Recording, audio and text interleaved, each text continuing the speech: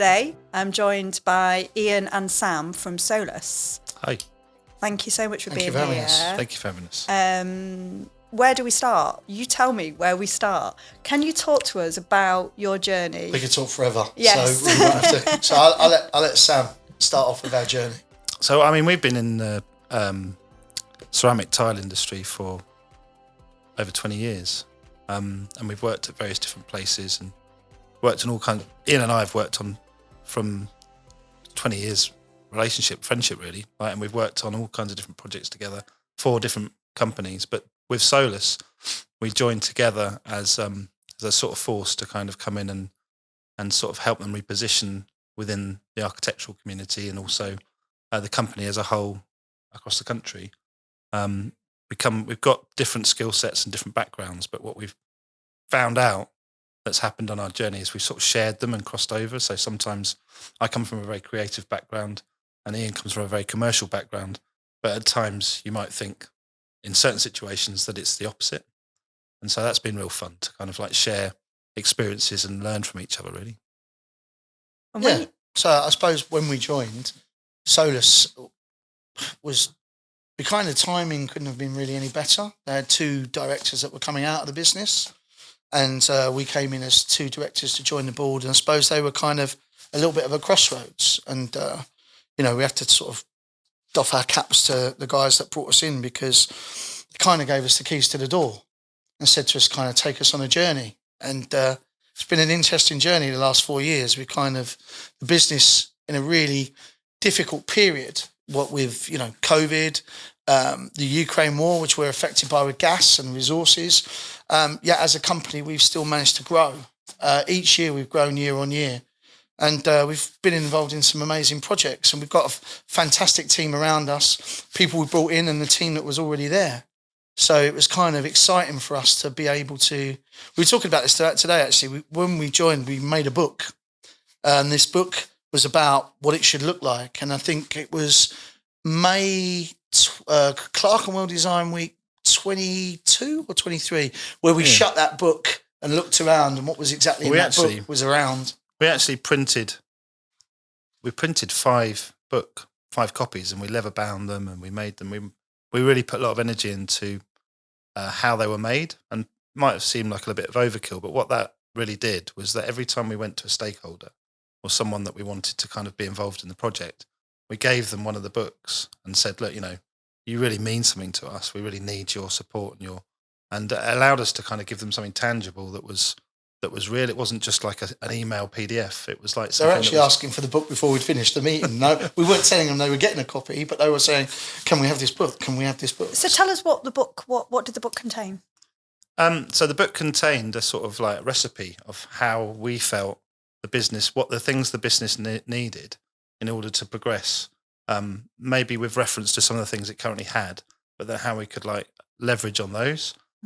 How we could, what we liked about the business, but also some of the things that we didn't, what we felt we could build on. And then a series of kind of happenings that we felt needed to happen that were costed, that were kind of thought out, that were We also had a couple of architects involved with it, which was Nick Shapaniak and Simon Astridge. And they kind of, on our behalf, did a feasibility study, asking architects about what they liked and didn't like about a space. Yes. And basically they didn't like coming to showrooms. Yep. They didn't like the pushy sales. So as you've seen in our space, upstairs we have an event space and downstairs we have a technical library. And when people come in, sometimes they question whether they're actually in the right place. They stick their head down the door and go, because there's no tiles pretty much upstairs. Your reputation precedes you, I think. Mm-hmm. So we connected. We'll talk a little bit more about this, but when I remember telling some people that I was coming to your showroom, and people were like, "Oh yeah, they're doing some really cool stuff over at Solus." And so that location in the Clerkenwell, in the design district of London, as it's seen, which could be arguably one of the coolest cities in the world. If I'm a little bit biased, but it's an exciting city, and we've got the location within the design district in the centre of it, and it's basically on the elevation with St John Street and Clerkenwell Road, so we're really exposed. So really it was, if you've got like boards of tiles that are very difficult to keep changing and moving. If you've got those things in place, you're kind of, what you're saying to the market is that's who we are, and that's who we are for a long time. What we wanted was to move the more permanent things, the resources downstairs, and keep the ground floor alive, so that every quarter there'd be something new. Because we'll deal with multiple different clients, and we're doing multiple different sectors, and we're doing lots of different topics and lots of different things and lots of different happenings. So one day there may be a panel talk, one day there may be a presentation. We might be cooking for our clients. So terrarium session. We might be doing workshops for architects or CPDs. It's like multi-versatile. And if you've got all of this noise around you, which is i.e. the product, it gets in the way of that. Yeah. So we've separated the two. It's worked really well. So I think in order for us to, I think what we discovered was in order for us to inspire creative people, we have to almost become creative people. And well, I think you already were creative people. Yeah, but I think we just. It's interesting though, actually, just on that note about creativity. I think that we are slightly conditioned into what creativity means. Okay, because you're like, we had to become creative people. Well, no, you clearly were already creative people. What does creativity mean? Well, that's the question that's being asked more and more. Thank goodness, because have you read Brian Eno's new book that's just come out? Nope. Oh, it's called What Art Does. Okay. It's amazing. It's about an hour's read. But that is actually, when I read that recently, I just thought, well, that's what we're kind of trying to strive for, is that we're all creative. It's just, we all have kind of decisions that we make that are creative decisions.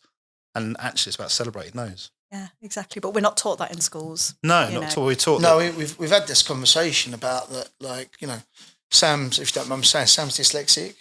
I sort of suffer with maybe a form of ADHD. And it's kind of like, if you go back to the era that we come from, you weren't academic. You were pushed into a room with other like-minded kids and kind of classed as naughty. So we kind of and I think that's something that I'm always quite keen to, that creative side of people is, not everyone is academic and can be defined by a qualification and a piece of paper. It's a neurodivergence, isn't it? And that brings, but it's that different way of thinking. I'm struggling with this at the minute with my son, who's just been diagnosed and is refusing to accept it. And it's like, but you've got to. He sees me doing things, and he's like, "Mum, how do you do all that? And what makes you?" And I'm like, "Because, babe, our minds work the same. That we think a little bit differently, and we think outside the box." Yeah, I was brought up to think because I couldn't draw, because I was quite, I wasn't creative, and I think that diversity and creativity of thought needs to be explored more, I think, in schools. So I think also that some of the events we put on and what we kind of inspire those conversations, a bit like which we'll come on to, I presume, the empowerment of women in architecture and construction, is there conversations that we wanted to have in the showroom and the Building Minds that we did previously with the Suicide in Construction event, which was an amazing event. These are all the kind of conversations that we wanted that space to be used for. And I think your space is amazing, by the way. It is, and even though you have, like you say, you've got your library, your tile library downstairs, it still doesn't feel like a tile showroom. If that's, it just doesn't. It's and I do love, and you did explain this to me when you came as well, because you're absolutely right. Architects, that's not what's going to get them the juices flowing. Or anyone that's got a set of creative decisions to make. Yeah. You don't want to be just like, look at the product. You need to kind of, it needs to have more respect for that process. And so we've found that doing it this way allows us to get to know, when you go into the showroom, I don't even like calling it showroom, but when you go into... let's call it a space. When you go into the space, then you actually have to do a bit of work to understand who you're meeting or who you're greeting. And that's before someone says, look at the product or what have you got? So that's a really important part of framing that experience Well, it's bringing feeling into it. Yes. And relationships into it. And even when we're building a space or we're designing a space, we're thinking about that. We're thinking about, how it's going to make us feel, how people are going to function in it. And I really feel like your space kind of really brings that out. Yeah, it's really difficult to describe. And I really sometimes struggle when I go to a party or something and someone asks me what I do. And I kind of... Tell me about it. I really want to say, I sell tiles.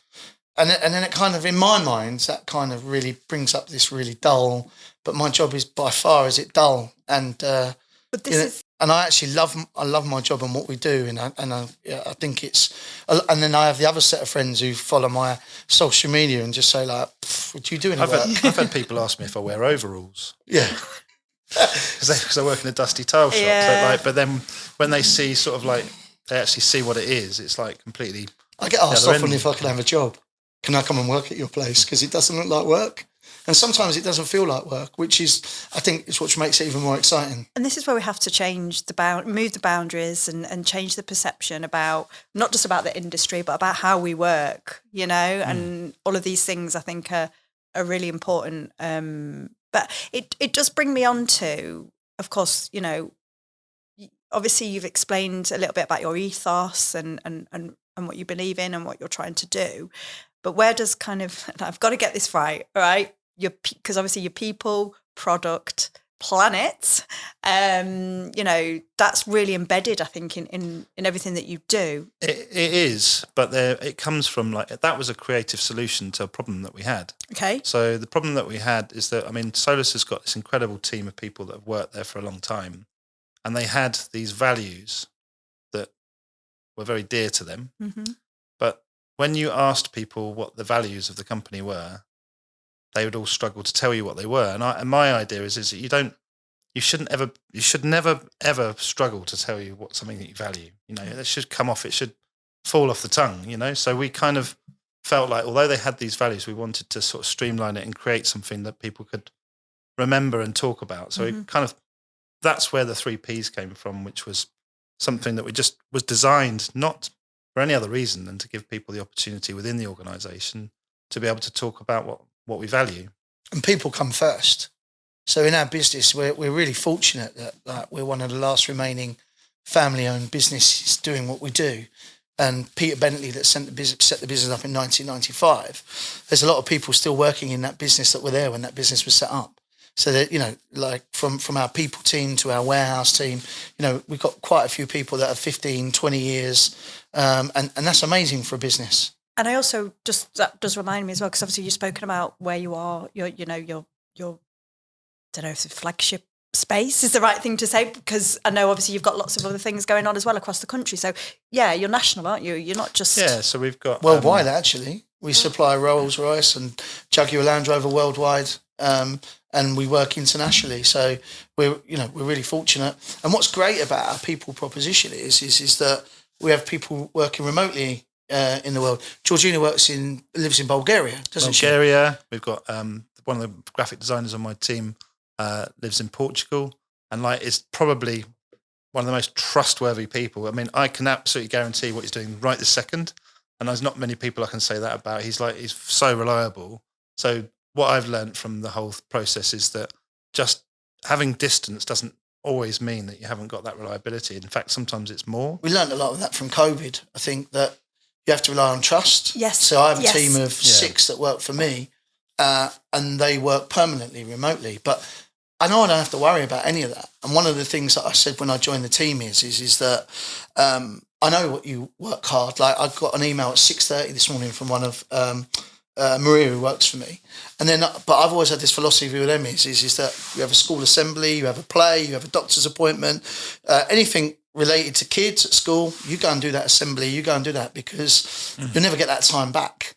And I think you get more from people, but we can't really employ people now unless, especially office-based, unless we offer a hybrid working. Absolutely. And I mean, this is something, it's interesting actually, because I worked for a local authority for a long time, and it was like, yeah, if you want to go to a school play, you've got to work flexi hours and pay it back and all that kind of stuff. So it's so transactional. But I think we touched a little bit on this before we started the podcast, because I was just obviously looking at what you're doing, and we talked a little bit about branding and marketing. And I do believe that you're going to, and this element of trust, you've obviously employed the best people, the right people, okay, which is not easy. It's not easy. And we value them. We don't always get it right. But I think, well, no, of course. But I think you probably get it right more times than you get it wrong. I think our retention, if you spoke with our head of people, Holly, we look at retention of staff monthly in statistics, and the numbers are quite staggering, really. Yeah.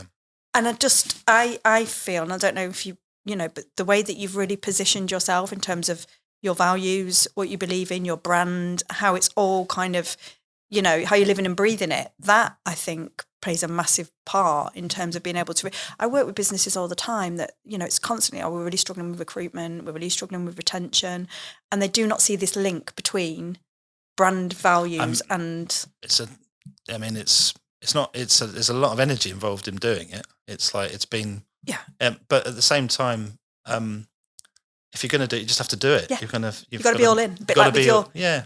When you set out, when you put your book together, and you said that obviously, you put so much love and energy, you were sending something out to the universe. Exactly. The messaging is not just the book, what's in the book. The messaging is the care and attention that's gone into it. And then you end up with, just talking about retention and sort of mobile working, but Conleth Buckley, who he writes all of the quarter magazines, he came to me the other day and said, my wife's been positioned in Rwanda.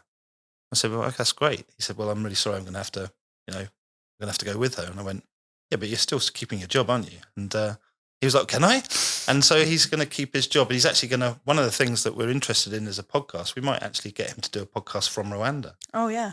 So, these things, the world's changed in exciting ways. I think what's exciting about our business as well is we operate real linear structure. So if you go back to Clark and Design Week, I did the bar with the MD all night behind the bar. And Sam and we did an event recently, and we actually had more people come than we expected, and we ran out of glasses. Someone said to me the other day at an event, they said, why are you washing up? Sam and I did washing the glasses for 2 hours. I said, it's because I'm the creative director. That's why I'm washing up. But we don't expect anyone, we don't feel that we're any different to anybody else within our company.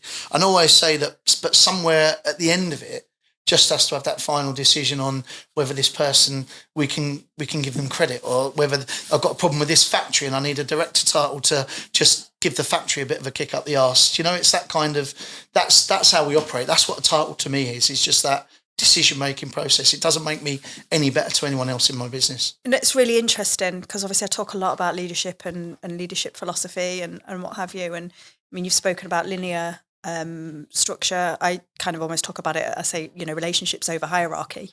And I think it's really interesting to hear kind of your take on that, because I think this is where it gets a little bit messy, I think, sometimes, is that people all say, well, we can't do that, we can't build relationships because then who makes the decisions? But I think, leadership, you need somebody to do that. You need somebody who is going to guide and I guess make those decisions, but equally it's always clear when it breaks down. Yeah. And the thing is that you need to be there to sort of like make sure that you work out and explain to people why it's broken down. Yeah. Learn from it and move on, So, working with people is challenging. But it doesn't. But it's great too. But it's also a lot of fun. And you said you put a lot of energy into this, time, energy, investment. Unbelievable amount of energy. But what are you getting out of it? And your passion speaks for itself. I think I love what I do. Like, for me, it's sort of, I don't drink or smoke, and sometimes what I do is the thrill of the chase. I don't like to lose anything. I like to win. I'm a really bad loser. And I think for me, that's what I get out of it. And I get out of it when we finish an event, and like when we first joined Solus and we did our first event, it was kind of like, this is amazing. How do we top this? And then we did the next event, which was amazing. And we're like, how do we top this? And it just feels like every event has different kind of benefits, but most of the time it feels like what we're doing and the events that we're doing is kind of have a purpose and have real meaning. And that, I do want to move on to that actually, because obviously you've touched on already your building minds and what you're doing and your events. But yeah, how did that all come about, and kind of what's the plan with it all? In terms of events? Yeah. In terms of, it's to do with really being inspired by architects who really are designing for people. So I read a book called Eyes of the Skin, which was given to me by a friend of mine, and it was all about the hierarchy of the senses. And I realised that actually, having a showroom or a space or a place where you're showing people things isn't just about showing them something that they go, yeah, I like that, I'll buy that one. It's actually kind of way more interesting than that. And so it is to do with sound, taste, smell, all these things. So if you've got a space that's like, if you're creating a sensory space for the design community, then you have this opportunity to do cool things, and never to be defined by the last thing. So that's always the key, is to never be defined by the last thing you've done. No, I don't like that description. You're only as good as your last performance. No, your last performance was the thing that you have the opportunity to do something different from and to differentiate yourself from. That's the cool thing. So building minds came from a different angle, because I kind of pick up the commercial end, where sort of heavily involved with the contractors, and I've been in the contractor environment for probably more than 20 years, and over that period I've seen some of the effects of what these guys who run these small businesses and big businesses are under, and sometimes some of our blue chip companies that talk the talk on a lower down level, they actually turn the screws on these guys, and it has a big effect. And I wanted to, I suppose, Sam and I spoke about it, and we wanted to do something, and not everything we do has to be about tiles. It's kind of like it can be about anything. And the Building Minds, the first one was about suicide in construction, and we put that event on, and it was a pretty amazing event really. But when we first got going on that night, I was really worried. We normally do these events and it was packed to the rafters, and you normally do these events and there's always the few at the back who are really not interested in the talk, and there's the murmur in the chat. But you could have heard a pin drop, and then we started this really quite in-depth conversation, and I was standing at the back sort of thinking, wow, this is heavy. This is really, really heavy. And it was kind of like, are we going down a kind of a difficult route here? And I was really quite uncomfortable with it, but to see the audience engaged in it, and I think the light at the end of the tunnel is we had Frank Bruno sitting downstairs who'd had his own mental health problems. And I think as much as it was a big event for us, I think it was a big event for him, because he came up the stairs and the crowd treated him like a ring walk, like he was coming to fight.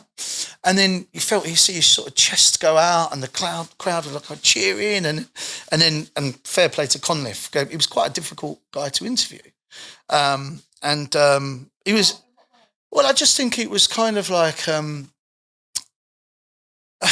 was a lot of one-word answers. And Conliffe, who's amazing, had done his research. He'd watched every one of his fights and read all of his books. So he could actually sort of was able to, and I think Frank was probably quite nervous. It was a big audience, but he's quite funny and quite quirky, and his answers can be a bit obscure. So, but Conliffe sort of navigated that, and then fair play to Frank. He stood and took a picture with every single person that wanted a picture at the end of the night, which I think was about 90 people. So I think he got a lot from it. We got a lot from it. And then that event for us was just kind of, and at the end of the night, we had 3 guys. This was the most important thing.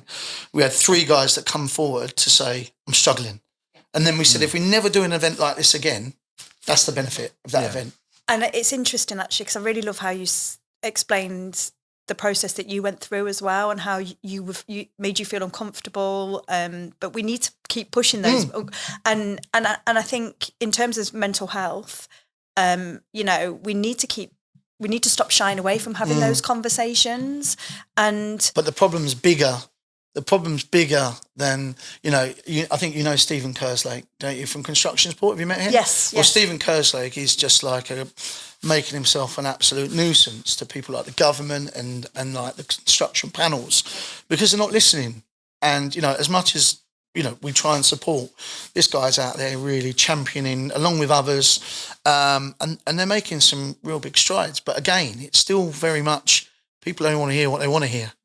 And they're not, I don't think, Ridor and people like that, I think they're struggling they're trying to break down the barriers with those people. So people like Stephen, I'll take my hat off to. Yeah, no, he's amazing. I've been following his stuff. I don't know if you pointed me in his direction, and I don't know, but I know there's quite a few. There's Mates in Mind. There's all of those kind of. But you charities. have got to. It's a little bit like with the way that I'm doing things and the way that you're doing things. You've got to be in people. You got to stick with what you believe in. You've got to be relentless with it, and that's the only way that we're gonna. And we need more people to be doing that. We need more people to be, challenging the status quo, to be pushing people to have those difficult conversations. There's like other things that are linked to it. Like, I don't know if you want to explain, build the way.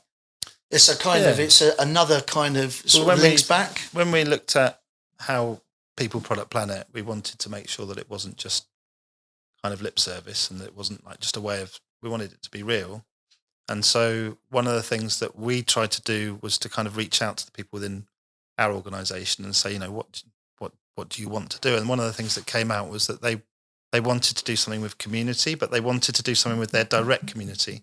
So there's a lot of stuff with, and I'm not saying this is bad at all, but there's a lot of companies that are doing initiatives that are in different parts of the world, and that's fantastic. There's we've just supported one in Nepal with Narinder Sagu from Foster's, but ultimately what our immediate team wanted was to feel connected to the things that they were doing. So Build the Way is an initiative that's built from a number of different key architectural practices, and it's basically like an internship. It gives people that wouldn't necessarily be able to access architecture the chance to access it. And I'm looking at ways. I've had conversations with them. Build the Way. But the people. Yeah, they spoke really highly of the what kids you and what that you're are doing as well. it are just you become sort of almost. I find myself phoning some of them, like having chats with them. They've all got their own issues, but like we've felt really proud to be part of that, and I'm really, really grateful that the other people within, or the owners of our business, wanted to support that.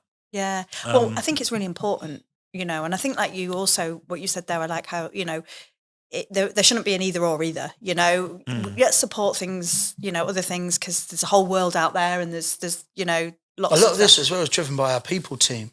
Yeah. We originally had HR, but we kind of changed it to people. But our people team are pushing all of these kind of things. Even like at Christmas, we went down, everyone donated, I think it was toys for the Salvation Army, wasn't it? In the run-up. So it's kind of being heavily driven by our people team as well. What I love is that this is the sort of front-facing opening things that we're doing as a business, and that we are doing things that I sort of believe in. But I also love the fact that downstairs in our spaces, or, maybe the secondary experience that you experience, Solus, is that there's most amazing products, and that they're all made, and that the sales team that have them have these incredible knowledge and depth of experience and stuff as well. So that's there as well. We don't often talk about that. It's funny because there are two things that I really want to make sure we do not forget to talk about, but just going back to that, but one of them, because I think I do want to ask, obviously you did your Building Minds with Frank Bruno, and obviously, I keep saying obviously, like everybody who's listening should know this, but they, obviously between us three, you're doing another event in March, and you have, I'm very humbled because you have asked me to speak on the panel, but where did that one come from? Can you explain a little bit more about that? It keeps changing, but I think we ended up, we were blown away with the first one. Yes. And we were like, this is great that we're engaging in a way that's meaningful, and that we feel that it's not just piecemeal. It's like it's actually something that's got that's worth doing. What are we going to do next? And I remember you said to me the other day that you thought it was that I'd sort of suggested that, but I'm not sure. I think we get wrapped up in who suggests what and who claims what. I forget, but I think it started with is that I really wanted to get on the back of the mental health event. I really wanted to get Dame Kelly Holmes to come and speak, because her journey is pretty incredible, from the army and out, and her personal struggles, and it kind of like, and then obviously she's female, and it's kind of like, it was sort of like, and I don't know how, with Katie probably as well, who you've met, our brand manager, and then it was focused on the empowerment of women in architecture and construction. I'll tell you what it was. I remember now. We were talking about the fact that our industry is incredibly male-centric, and that we felt kind of responsible, or kind of like we felt a bit guilt. I felt a bit guilt about it, because you've got a very male sort of centric industry, and we were talking about the fact that we needed to give more autonomy and more kind of opportunity. We need to equal it out. You need to be I think allies. that's where it started from. It started from equal Allies. opportunities in architecture. And obviously there's lots of stuff linked to that, with not just about the empowerment of women, but also the the low salaries and the pressure that was on the Gender younger pay members gap, and yeah. all of that kind of thing, and it kind of developed into this conversation that we had. Yeah. I'm really excited. I am really excited. I think you've got, I think when the event will bring all of this, a lot of these things out. The amazing thing as well is on the back of the Building Minds event that we did originally, we always transfer these through our business. So the first one was mental health. We ended up training 11 mental health first aiders, and then we ran a webinar through. We also did a menopause workshop with Kate Muir, who did the menopause documentary with Davina McCall, and then we're in the process of setting up the menopause cafe. So that's going on that side, but it was kind of I think it was just, so we had Carhartt involved in that with their workwear, and then we went to them with this event, and they wanted to get involved in this event as well. And it was kind of like, so they've donated some T-shirts, and we've got Carhartt T-shirts, Carhartt bags. They really wanted to be, their head of marketing is female. They jumped at the opportunity to be involved. So there's lots of other stakeholders as well that wanted to be involved. You are just opening boxes, and then by all the way. and burying bones and opening boxes. So like, kind of and facilitating and then the relationships. Ripple effect. And I think my kids now say, Dad, have you got Carhartt involved in an event? Can we come? And it's like they never would have said that. Like never in a month. I feel like we are kind of doing exciting things, and that's good. And that does bring me on to one last thing that I wanted to touch on, is because obviously we've talked a lot about your people and stuff, but you're also doing some great stuff in Manchester. You've got to talk about Spolia, haven't you? Yes, I have got to talk about Spolia.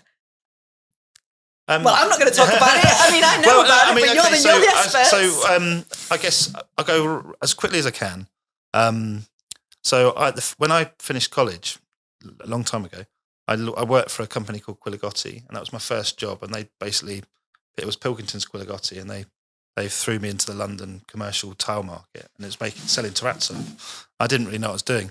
Anyway, 25 years later, me and Ian are kind of talking about the fact that we're actually being pushed by our team to say, what have we got that's different to anybody else? Well, and you keep doing this, and then Carbon Care now, sustainability manager. And then I was, a lot of the time, repurpose was mentioned by clients. What can you repurpose this granite, or can you repurpose this tile?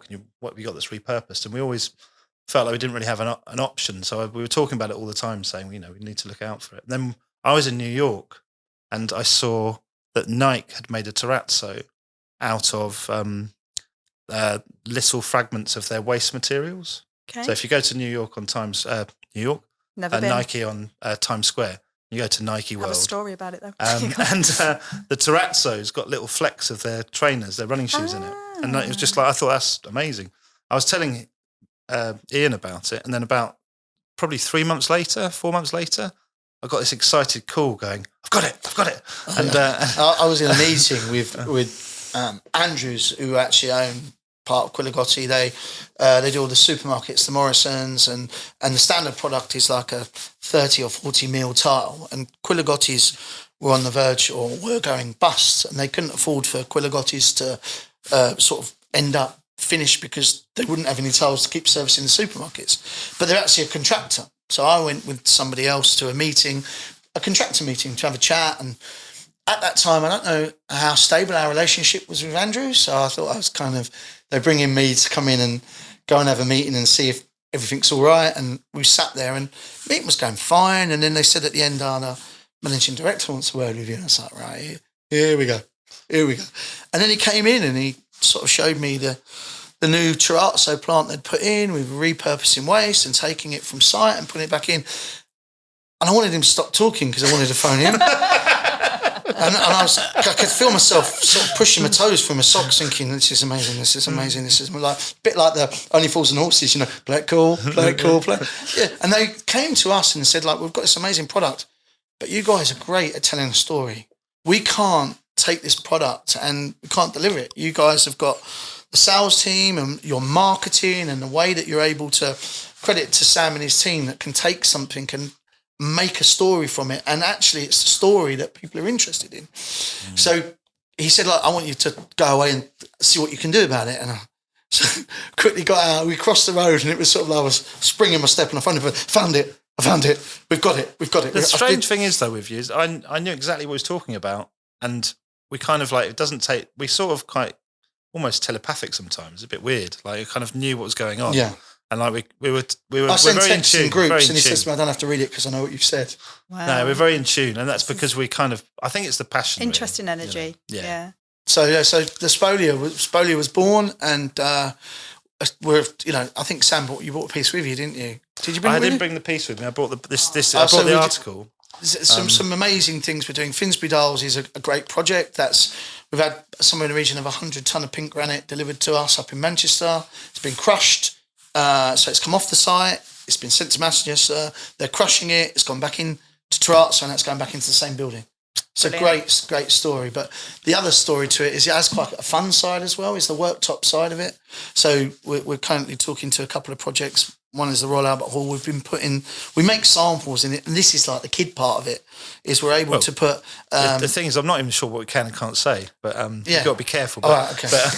But we've been putting bits of musical instruments into tiles. Yeah? Wow. Yeah. So and coffee pods for certain coffee manufacturers, crushed up coffee pods, they're waste coffee pods, all that kind of stuff. Marbles for like, there's an amazing sample that's been put forward for a reception of school.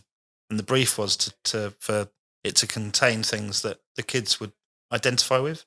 They put like marbles in, and they look amazing. I can imagine. Because they're glass, so it's they not become just hollow. The sustainability aspect of it is really important, but but the storytelling part of it's like. But this is big, okay, and I think that's a really great kind of way to kind of sum it all up as well. That this is the thing, is that sustainability isn't just about meeting, reaching content. tech. It's not about just about net zero. It's not just about it has to work, and it's about people, isn't it? Yeah. And it's about it's about legacy. It's about I think I really do feel that sustainability is so misunderstood, and that is part of the reason we're stalling. You could design a carbon neutral building that everyone hated, and it wouldn't be very sustainable. Exactly. The beauty about Finsbury Dials project is like the managing director of Greycoat was just sort of like they were driving it. Yeah. And when you've got like someone, the real estate developer that's driving it, it kind of makes it easy for us. Yeah. No wonder you guys love your job. And we want to work with more people like that. So it's kind of like... Well, you keep doing what you're doing and keep putting that energy out, and you're just going to keep attracting. I think so, yeah. I think so. It's just, I just have to... It's my wife was like, when are you going to stop? When are you going to stop working? When are you going to stop? But, Sounds like my kids. But... Well, thank you so much. And I do know that we could carry on talking, and I have no doubt that we will. But thank you so much for sharing so much. No, and thank you for coming on our panel, and we look forward to you on the 27th of March. I think it's going to be an amazing invite's just been signed off today. So yes. Have you seen it? Yes. You've seen it? Okay, yes, good. I saw it on the train on the way down. All right, okay, cool. And I emailed Katie back. So, yes. So now the bit starts of where we have to try and contain what we're about to take the lid off. Yeah. That's going to be the interesting part. But again, thank you for having us. No, thank you so much. Thanks a lot. Keep doing what you're doing, and I'm excited to work with you and to see where the journey takes you moving forward. Like you say, you've come into our little network of people that we kind of have created around us. I know, I have very quickly. Yeah. Thank you very much. Thank you. Cheers.